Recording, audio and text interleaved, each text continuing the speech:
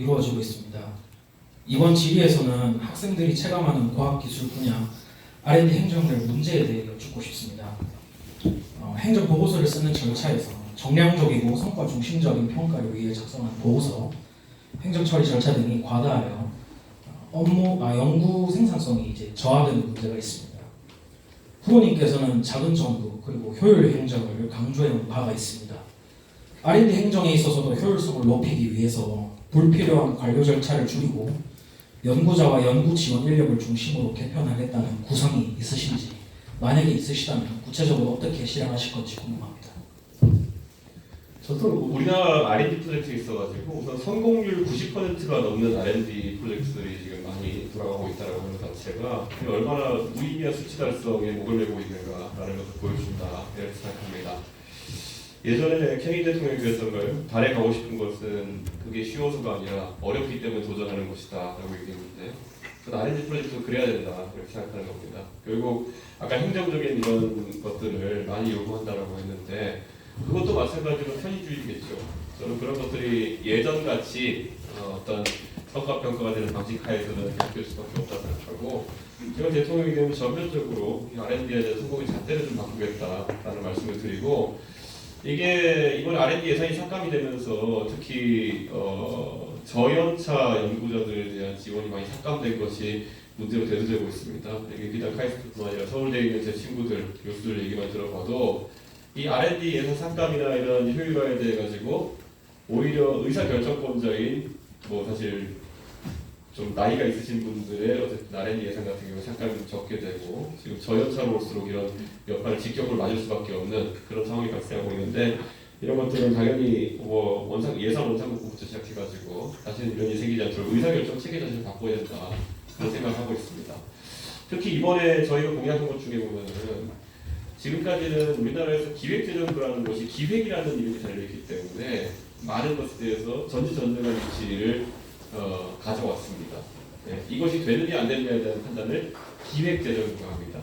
그런데 이번에 저희가 신설하는 3부총리제 하에서는 지금까지는 과학기술부 장관이 사실상 과학기술 컨트롤 타워였는데, 전략부총리라는 직책을 신설해가지고 이분이 과기부총리를 겸임하는 것이 아니라 말 그대로 전략에 대한 부분을 담당해서 이쪽에 할당된 예산 같은 경우에는 기재부가 건드리지 못하도록 하는 그런 칸막이를 두려고 하는 거거든요. 그리고 기획 기능은 총리 산하로 두게 해가지고 더 이상 기재부 장관이 모든 대한민국의 컨트롤 타워가 되는 일이 없도록 이렇게 만들어 나가려고 합니다. 그래서 아마 좀 그런 평가 체계 같은 경우에도 그런 전략부총리 산하에서 좀 다르게 가져가 되지 않을까. 지금은 기재부나 아니면 다른 컨트롤 타워에서 보기에는 R&D 사업에 대해 가지고 결국 보고용 성공률을 높이는 방향으로 계속 모든 게 짜여있기 때문에 그런 소식이 나오지 않는다 그런 생각을 합니다. 그래서 평가 체계부터 완전히 바꾸겠다 그런 말씀을 드립니다. 네, 길에서 못 뵀었는데 이렇게 질문을 드리게 되어 매우 영광으로 생각합니다. 저는 이제 인재 유출 관련 질문을 드리려고 합니다.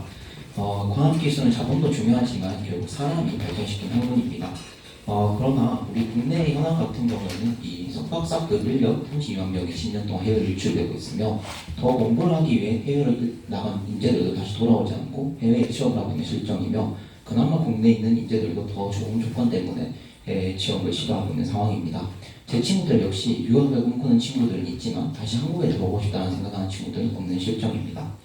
이러한 인재가 유치되는 환경에서 국내 연구 인력이 해외에 나가지 않고 국내에서 안정적으로 연구를 하고 대한민국의 과학기술 발전과 가치 창출을 위해 일할 수 있는 환경을 만들기 위해서 고자님 혹은 사회가 어떠한 노력을 해야 되는지 궁금합니다. 일부들과 함께 미국 보스턴에 있는 연구자들을 또 만난 것 같습니다. 한국인 연구자들을 만나고 오는데요.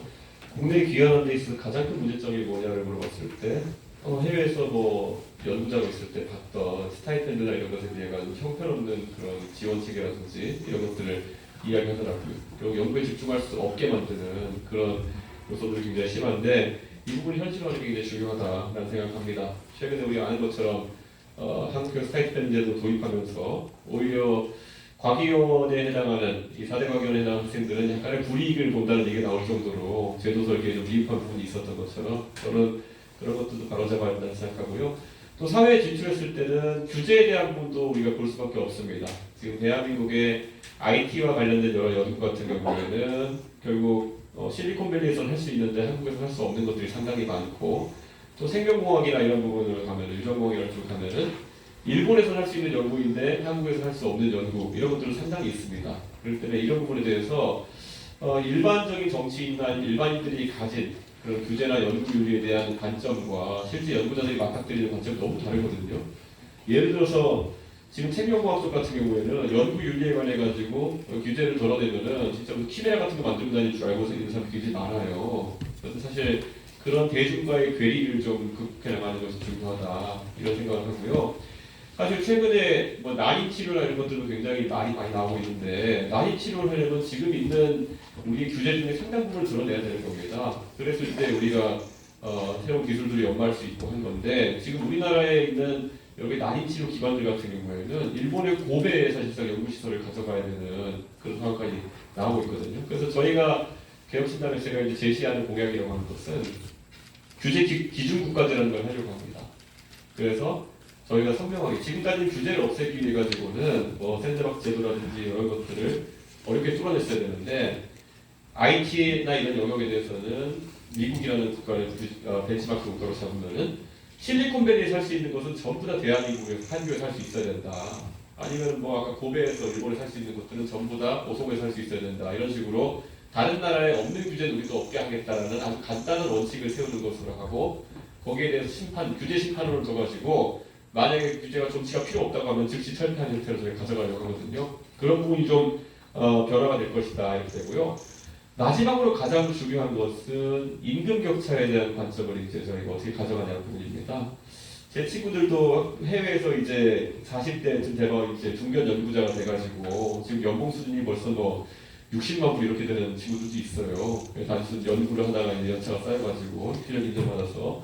근데 그 친구들이 한국에 들어왔을 때 비슷한 연봉 수준 또는 그의 70% 80% 수준을 받을 수 있을 것이냐 하면은 가능성이 없어요. 근데 우리나라에 있어서 그래서 이런 부분에 대해 가지고 너무 고용주 쪽에 유리하게 되어 있어요. 그래서 우리나라에서 어떤 기술을 가진 인력이 자신의 기술을 바탕으로 해가지고 해외 취업이라든지 아니면 경쟁 기업에 취업하려고 할 때 쉽게 산업 스파이 취급받거든요. 사실 근데 내가 내 스스로 체득한 기술이고 좀 내가 만들었던 기술일 수도 있는데 내가 이직이나 이런 것이 자유로워지지 않는다 그러면은 나의 가치가 저평가받을 수밖에 없는 구조를 만들게 되는 것이거든요. 내가 능동적으로 USB에다가 전체 설계를 달아가지고 갖다 줬다 이런 게 아니면은 내가 알고 있는 내가 좀 만들었을 지식을 가지고 다른 기업에 취직하고 이런 것들은 자유로워야 된다 생각하는 거거든요. 그래서 저는 이런 걸 통해 가지고 소위 이공계에 들어온 사람들이 의사 이상으로 벌 수 있는 가능성이 있다 정도가 있어야 이공계에서 인재가 유입될 거 아니겠습니까? 저는 그런 부분에 있어서 사용자 중심으로 되어 있는 그런 산업 스파이 규제라든지 이런 것들도 확실하게 풀어내겠다 이런 생각합니다. USB를 들어서 갖다 주는 게 아닌 이상 산업 스파이 취급받지 않도록 하겠다 그런 생각입니다. 장이자 전기기술자공학과 학부생 김나나라고 합니다. 저는 과학기술 지원의 연속성에 대해서 질문드리고 싶은데요.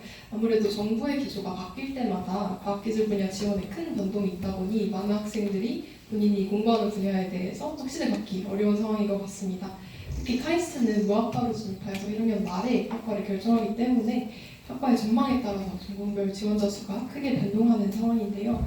예로 정부의 기조에 따라 5년 전에는 20명 정도 지원하던 학과가 지금은 한 손에 꼽을 정도로 적은 학생이 선택하는 학과가 되기도 합니다. 물론 트렌드에 발빠르게 나아가는 그런 지원도 중요하지만 또 과학기술 지원이 어느 정도의 연속성을 갖기 위해서는 아니면 적어도 지금 공부하는 분야에 대한 지원이 정경 교체와 함께 사라질 수도 있다는 그런 불안을 덜기 위해서는 어떻게 해야 할까요? 네, 원자력에 관한 부분이겠죠. 네, 원자력 핵공 같은 경우는 지금 이제 전국 어디서나 이런 문제가 대두되고 있는 상황인데요.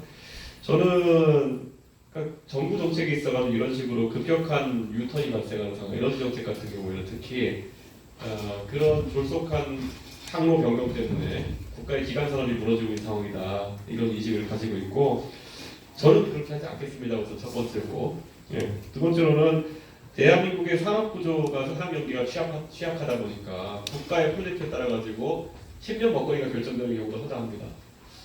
제 친구 중에 이제 카이스트 간 친구 중에 기계항공 쪽을 했던 친구들은 아직도 기억납니다. 한 20년 전에 제가 야 니네는 뭐 먹고 사냐고 이렇게 했더니만은 그 당시에 수리온이라는 헬기 프로젝트를 이제 국가에서 국방산업으로 진행한다 그래가지고 수리온 다닐 때까지 10년을 먹고 살 것 같아 이런 얘기 하더라고요. 그런데 이제 그런 식으로 국가의 기조 하나에 따라 가지고 어떤 과는 10년 동안 먹거리가 생기고 어떤 과는 반대로 아무것도 할 수 없는 상황이 생기는 것은 산업과 여지가 취약하기 때문이다. 좀 그런 생각을 가지고 있습니다. 그리고 오히려 무학과제도 하에서 전공 임원이 좀 변하는 것은 좀 자유로워야 된다 이런 생각을 하게 됩니다. 오히려 전공의 숫자가 너무 경직되어 있으면은 그 산업의 발달에 적응하기 좀 어려운 측면이 있는데 아무래도 이 카이스트 같은 경우에는 그래도 이공계열 학과들밖에 없다 보니까 뭐 상공과 이런 거는 그러다 보니까 아마 그 시험이나 이런 문제에 있어 다른 학교보다 좀 걱정이 덜 할 텐데요. 다른 학교들은 좀 오히려 경직성 때문에 어려워하는 경우가 있다 이렇게 생각합니다. 저도 제가 학원 다닐 때 저희는 1,600명이 다 무학과였거든요. 2학년 때 정하는데 거기는 문이과를 넘어서는 무학과입니다. 그러다 보니까 제가 기억나는 게 제가 컴퓨터 사이언스 전공할 때는 한 학년에 40명에서 60명 정도 전공했어요. 1,600명 중에. 지금 200명이 넘는다고 합니다. 근데 그 트렌드 자체가 오히려 거기 맞춰갈 수 있도록 그렇게 유연성을 갖는 게 더 좋지 않을까라는 생각을 하게 되고요.